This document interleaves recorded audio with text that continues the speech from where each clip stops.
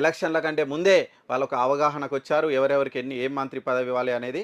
దానికి సంబంధించి మనకు ఎక్స్క్లూజివ్ రిపోర్ట్ వచ్చింది.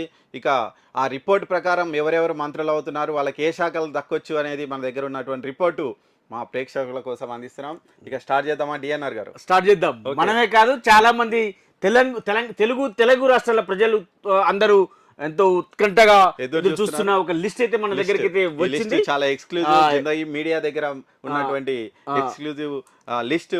ఇక చూద్దాం. ఆల్రెడీ మనకు ఇక చంద్రబాబు ఆల్రెడీ ఎట్లా సీఎం, దానిలో కన్ఫర్మ్, ఇక అందులో డౌట్ లేదు. కాబట్టి ఇక నెక్స్ట్ ఇక మనకు పవన్ కళ్యాణ్, అంటే కూటమి ఏర్పాటులో చాలా కీలకంగా వ్యవహరించినటువంటి పవన్ కళ్యాణ్.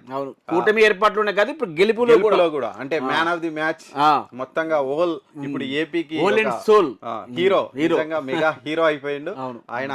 పవన్ కళ్యాణ్ ఫస్ట్ టైం అసెంబ్లీకి వెళ్తున్నాడు, ఫస్ట్ టైం మినిస్టర్ కూడా వెళ్తున్నాడు. మినిస్టర్ తో పాటు అంటే మంచి ఒక డిప్యూటీ సీఎం హోదాలో, అంటే ఎల్లుడే ఫస్టే కొడితే కుంభస్థలాన్ని కొట్టాలి అన్నట్టు కొట్టేసి ట్రెండ్ సెట్ చేస్తున్నాడు.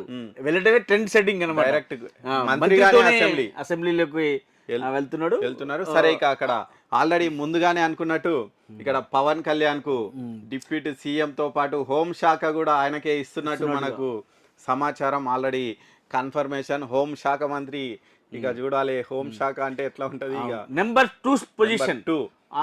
ఆంధ్రప్రదేశ్ లో చంద్రబాబు ముఖ్యమంత్రిగా ఉంటే ఖచ్చితంగా పవన్ కళ్యాణ్ కి డిప్యూటీ సీఎం తో పాటుగా హోంశాఖ నెంబర్ 2 పొజిషన్ అయితే జనసేన పార్టీకి ముందుగానే నిర్ణయించుకున్నట్టుగా కూడా మనకైతే తెలుస్తుంది. ఇక నెక్స్ట్ వచ్చేసి నెక్స్ట్ నారా లోకేష్. అది నారా లోకేష్ ఇక ఎట్లా ఆయన కూడా మినిస్ట్రీ కన్ఫర్మ్, ఆల్రెడీ ఇంతకుముందు చేసిన అనుభవం కూడా ఉంది ఆయనకు. ఐటీ మున్సిపల్ శాఖ ఇస్తున్నట్టు కూడా మనకు తెలుస్తుంది. ఎందుకంటే ఇక అది కొంచెం కీలకమైనటువంటి శాఖలు. ఆల్రెడీ ఇంతకుముందు చేసిన అనుభవం ఉంది ఏపీలో. ఇక ఐటీను దాంతో పాటు పట్టణాలను అభివృద్ధి చేసుకోవాల్సిన అవసరం ఉంది. వీళ్ళు మెయిన్ గా అదే చెప్పారు కదా. జగన్ హయాంలో మొత్తం పరిశ్రమలు రాలేదు, ఐటీ మొత్తం తరలించకపోయారు, అసలు ఎక్కడ డెవలప్మెంట్ లేదని. కాబట్టి ఇప్పుడు లోకేష్ కు పెద్ద పరీక్షనే ఇది. ఒకవైపు ఐటీ, సేమ్ టైం రోడ్లు కూడా మొత్తం గుంతలు పడ్డాయి, రోడ్లన్నీ గుంతలమైపోయింది, అక్కడ నాట్లు వేయటం అన్ని చేసిరు. కాబట్టి ఈ 2 కీలకమైన శాఖల్ని, ఐటీ అండ్ మున్సిపల్ శాఖ సంబంధించి ఈ 2 కీలకమైన శాఖల్ని కూడా లోకేష్ కి అయితే అప్పచెప్తున్నట్టుగా మనకైతే తెలుస్తుంది. ఇప్పటికైతే ఇది ఇక కన్ఫర్మే. అంటే ఇక చంద్రబాబు నాయుడు కన్ఫర్మే, పవన్ కళ్యాణ్ కన్ఫర్మే, అవును, నారా లోకేష్ కన్ఫర్మే. ఇక ఇప్పటి నుంచి వచ్చేటువంటిదే మనకు మెయిన్. ఇక ఎవరెవరికి ఏ శాఖ, ఎవరెవరు మంత్రివర్గంలోకి తీసుకోవచ్చు అనేది ఆల్రెడీ మంత్రివర్గ కూర్పు అనేది ముందుగానే జరిగినట్టుగా కూడా మనకైతే తెలుస్తుంది. ఈ భేటీలో కూడా దాన్ని అఫీషియల్ గా అందించినట్టుగా మనకి తెలుస్తుంది. యాక్చువల్గా మనకి ఈ రోజు కానీ సమాచారం ఆ లోపలనే ఈ లిస్ట్ కూడా అఫీషియల్ గా వస్తుంది. ఫస్ట్ అయితే మనకైతే అందుబాటులో ఉన్నట్టుగా తెలుస్తుంది అఫీషియల్ లిస్ట్. ఇది సోషల్ మీడియాలో కూడా బాగా సర్క్యులేట్ కూడా అవుతుంది. ఇక నెక్స్ట్ అచ్చెన్నాయుడుకు, టీడీపీకి చెందినటువంటి అచ్చెన్నాయుడుకు ఇంకొక కీలకమైనటువంటి శాఖ ఆర్థిక అవకాశం ఉందని తెలుస్తుంది. ఆర్థిక శాఖ మంత్రిగా. ఆర్థిక శాఖ కూడా ఇప్పుడు చాలా కీలకం. ఎందుకంటే వీళ్ళు ఎన్నో హామీలు ఇచ్చున్నారు. దాంతో పాటు గత ప్రభుత్వం మొత్తం అప్లపాలు చేసిందని కూడా విమర్శలు చేశారు. ఈ నేపథ్యంలో ఆర్థిక శాఖ అనేది ఒక కత్తి మీద సాము లాంటిదే కదండి. అవును, 100% ఆర్థిక శాఖ ద్వారానే వీళ్ళు ఇచ్చిన హామీలతో పాటుగా, అంటే వీళ్ళు సూపర్ 6 లాంటిది హామీలు ఇవ్వడం జరిగింది. సేమ్ టైం గత ప్రభుత్వంలో, అంటే నిన్నటి వరకు చేసిన జగన్మోహన్ రెడ్డి అప్పులు ఎంత ఉన్నాయి, ఆదాయం ఎంత ఉంది, అంత చూసుకున్న తర్వాత వీళ్ళు ఇచ్చిన హామీలు నెరవేర్చే దిశలో ముందుకు వీళ్ళు సక్సెస్ కావాలంటే ఆర్థిక శాఖ అనేది చాలా కీలకమైన శాఖ.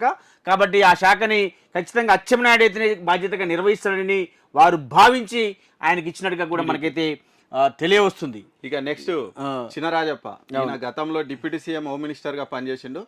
ఆయనకు మరొక కీలక శాఖ రెవెన్యూ శాఖ. అది కూడా ఇప్పుడు ఎందుకంటే ఒక హాట్ టాపిక్ అయిపోయింది. రెవెన్యూ కావాలి ఖచ్చితంగా రెవెన్యూ కావాలి. కాబట్టి దానికి ఆల్రెడీ సేమ్ టైం రెవెన్యూ శాఖ అంటే భూములకు సంబంధించిన రిజిస్ట్రేషన్ సంబంధించి కానీ, భూములకు సంబంధించిన కానీ ఆదాయం ఎట్లకెళ్ళి తీసుకురావాలి అనేది అది. అంటే యాక్చువల్ గా ఇప్పుడు మొన్న ల్యాండ్ సంబంధించి రిజిస్ట్రేషన్ సంబంధించి Jaganmohan Reddy land titling act కు సంబంధించి, అంటే అది కాస్త జగన్మోహన్ రెడ్డి ఓడిపోవడానికి కూడా అది కొంచెం కీలకంగా అయినట్టుగా కూడా తెలుస్తుంది మనకైతే. ఇక సేమ్ టైం అట్లాంటి రెవెన్యూ శాఖకు సంబంధించిన అంశమే కాబట్టి అలాంటివన్నీ ప్రక్షాళన చేయాలన్నా, సేమ్ టైం వారికి ఇంతకుముందు గతంలో టీడీపీ ప్రభుత్వంలో ఏ విధంగా అయితే పాస్బుక్లు ఇచ్చారో రైతులకి ఆ విధంగా అందాలన్నా భూములకు సంబంధించిన సమస్యలన్నింటినీ పరిష్కరించాలంటే రెవెన్యూ శాఖ మంచి వ్యక్తికి, అనుభవం ఉన్న వ్యక్తికి ఇవ్వాలని చిన్న రాజప్పకి, నిమ్మకాయల చిన్న రాజప్పకి ఇచ్చినట్టుగా మనకైతే తెలియవస్తుంది. మొత్తం అంటే ఇప్పుడు సీఎంతో పాటు దాదాపు మనకు 25 మంత్రిని మంత్రులుగా ఉంచే ఛాన్స్ ఉంది. ఇక దాంతో మొత్తం అందరికీ ఇప్పుడే ఇస్తారా, ఇంకేమైనా చేస్తారా అనేది చూడాలి. మనకు వచ్చిన మనమైతే దాదాపు 25 మంది లిస్ట్ మనకు వచ్చింది. దాన్ని మీ ముందు ఉంచే ప్రయత్నం అయితే చేస్తున్నాం. ఇక నెక్స్ట్ గోరంట్ల బుచ్చయ్య చౌదరి, ఇక ఈయన కూడా సీనియర్ నేత. ఇక ఆయనకు మరో కీలక శాఖ టీడీపీకి చెందినటువంటి గోరంట్ల బుచ్చయ్య చౌదరికి సివిల్ సప్లై శాఖను ఆయనకు అప్పచెప్పే అవకాశం ఉంది అన్నట్టు కూడా మనకు సమాచారం అందుతుంది. ముఖ్యంగా ఈయన కూడా చాలా సీనియర్ నాయకుడు గోరంట్ల బుచ్చయ్య చౌదరి. ఖచ్చితంగా ఈయనకు ఇది కూడా కీలకమైన శాఖ అని చెప్పుకోవచ్చు. ఇది ఇస్తున్నట్టుగా మనకైతే ప్రస్తుతానికి ఉన్న సమాచారం. ఇక నెక్స్ట్ వచ్చేసి పితాని సత్యనారాయణకు బీసీ వెల్ఫేర్, కార్మిక ఉపాధి, ఈ ఫ్యాక్టరీస్ ఇవన్నీ కూడా ఫ్యాక్టరీ శాఖలకు సంబంధించిన ఇది కూడా బీసీ వెల్ఫేర్ అనేది కూడా కీలకం. ఎందుకంటే వాళ్ళు చాలా హామీలు ఇచ్చున్నారు బీసీలకు సంబంధించి, వాళ్ళకి సంబంధించి. ఇది కూడా ఇప్పుడు కీలకం కాబోతుంది హామీల అమల్లో. కాబట్టి అది కూడా కాస్త అనుభవం ఉన్నటువంటి నేత పితాని సత్యనారాయణకు ఇవ్వబోతున్నట్టు ఆల్రెడీ దీని మీద చర్చలు కూడా జరిగాయి. పవన్ కళ్యాణ్తో డీప్ చర్చలు కూడా జరిపారట వీళ్ళు. అంటే ఎప్పుడో ప్లాన్ చేసుకుంటూనే ఉన్నారు. అంటే గెలుపు మీద వాళ్ళకంతా అంత నమ్మకం ఉంది. ఖచ్చితంగా మేము కూటమి కట్టిందే గెలవడానికి, ఒక భారీ మెజార్టీతో గెలవబోతున్నాం ముందే వాళ్ళు నిర్ణయించుకొని, ఇక మన కూటమిలో ఎవరెవరికి ఏమేమి ఇవ్వాలనేది కూడా నిర్ణయించుకొని కష్టపడదాం, అందరం కలిసి కష్టపడదాం. గెలిచిన తర్వాత అందరం ఇలా పంచుకుందాం అన్నట్టుగా, అంటే పదవులను పంచుకుందాం అని ముందే భావించి వాళ్ళు ఒక కన్ఫర్మేషన్. మనకు అందుకున్న సమాచారం వరకు అయితే జనసేనకు ఒక 3 మంత్రి పదవులు దక్కొచ్చు, బీజేపీకి ఒక 2 మంత్రి పదవులు దక్కొచ్చు, 1 లేదా 2 దక్కొచ్చు అన్న సమాచారం ఉంది. దానికి తగ్గట్టు ఈ లిస్ట్ ఉంది. ఇక చూద్దాం.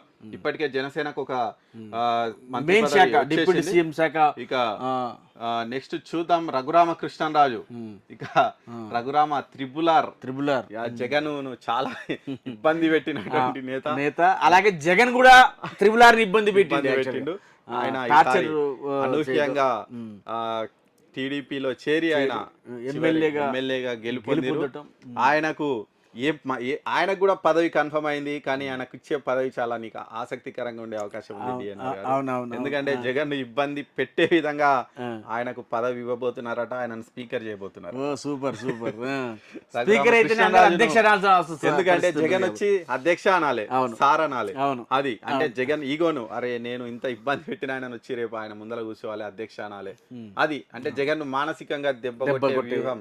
అందులో భాగంగా ఈయనకు త్రిబులార్కు స్పీకర్ ఇచ్చే అవకాశం ఉంది అని తెలుస్తుంది. ఒకవేళ ఈయనకి ఇవ్వకపోతే నాదెండ్ల మనోహర్కి ఇవ్వచ్చు. కానీ ఆయన ఒప్పుకోకపోవచ్చు. ఎందుకంటే ఆయన ఖచ్చితంగా మినిస్ట్రీ కోసం జనసేనలో నెంబర్ 2 లాగా ఉన్నారు కాబట్టి ఖచ్చితంగా ఆయన మినిస్ట్రీ కోసం పట్టుబట్టవచ్చు. ఇక బోండా ఉమా ఈయన